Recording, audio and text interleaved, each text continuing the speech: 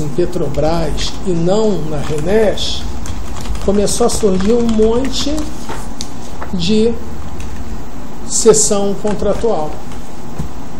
Cessão contratual dos contratos que estavam sendo feitos em nome da Petrobras e que já teriam que ter sido iniciados na Abreu e Lima, porque é ela que detinha o orçamento. Daí a cessão, no caso, da Petrobras para RENESC S.A. Isso, para Abreu e Lima S.A. Abreu e Lima S.A. Tá? E daí, nessas sessões, o que acontecia, na realidade? Você tentava consertar um negócio que já nasceu errado, porque se você for olhar o princípio, né, de responsabilidade orçamentária, você estava ferindo o princípio. E a coisa ia num crescente tão grande, para você ter uma ideia, que um belo dia, olha como que a coisa era feita. Chegou lá da engenharia para o abastecimento, informando que tinham que aprovar os aditivos 5, 6 e 7 da terraplenagem. Tá? Só que quando você lê o expediente, os aditivos já estavam assinados. Como é que você vai pedir autorização para celebrar um aditivo que já está assinado? Esse expediente foi encaminhado pela engenharia, pela engenharia para o abastecimento.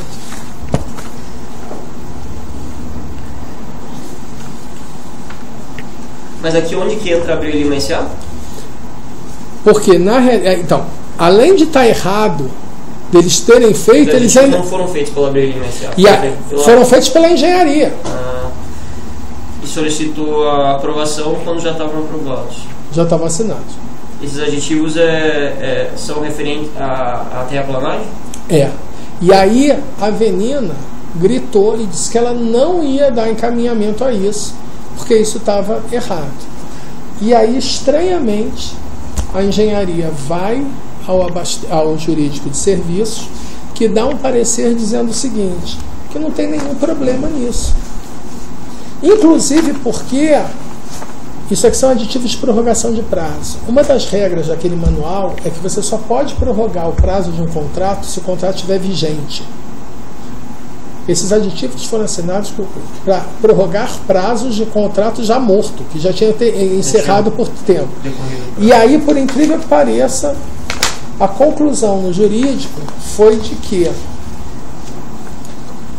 entendemos que tal regra é interna da Petrobras, pois o MPC é documento aprovado pela diretoria executiva. Assim, ainda que exista o risco de arguir-se eventual inobservância da linha A do manual, tratar-se-ia de irregularidade formal e interna, pois conforme amplamente diante dos cursos, o MPC foi publicado no Diário Oficial para ter operação erga omnes. Ele tinha característica de norma infralegal, não era uma mera norma interna. E ainda que fosse uma norma interna, como que o jurídico vai dizer? São os mesmos advogados? Sim. O jurídico é sempre esse aqui, Mariana...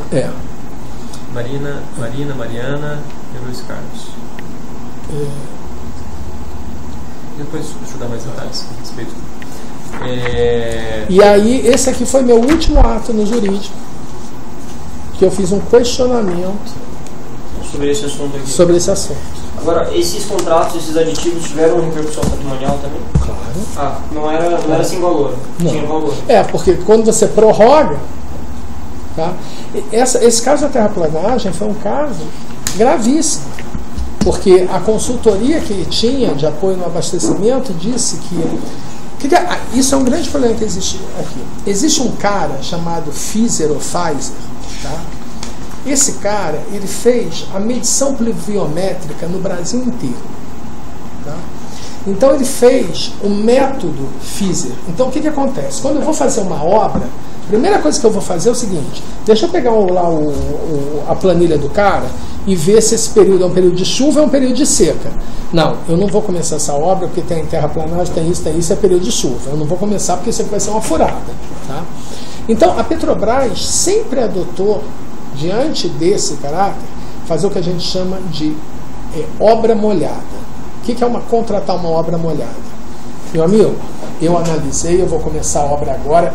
Ah, mas choveu. Se você não me comprovasse que choveu mais do que o índice pluviométrico normal, e você vai ter que comprovar que, além de ter chovido, que teve uma repercussão na prestação do serviço, da construção, eu não vou te pagar um tostão a mais por isso, entendeu?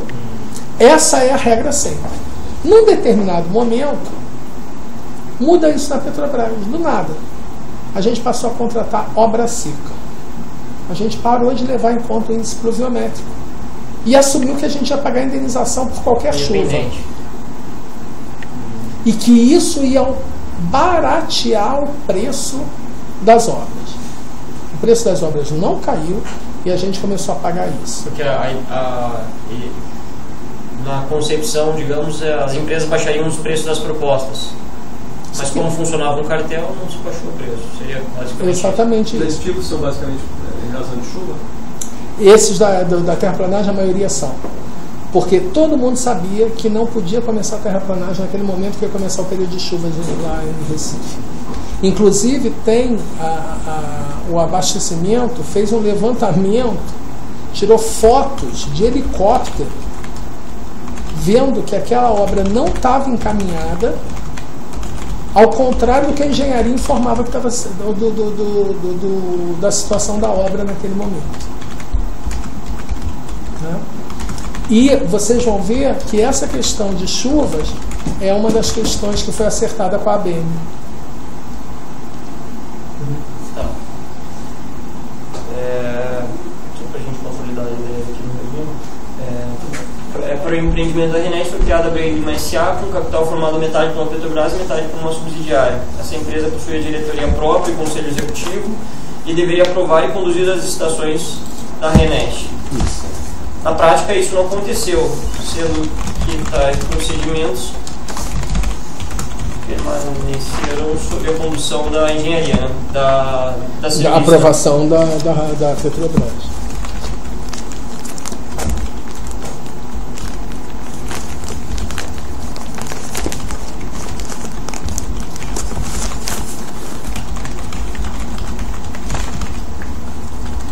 Aí, nossa segunda questão específica traz uma irregularidade específica.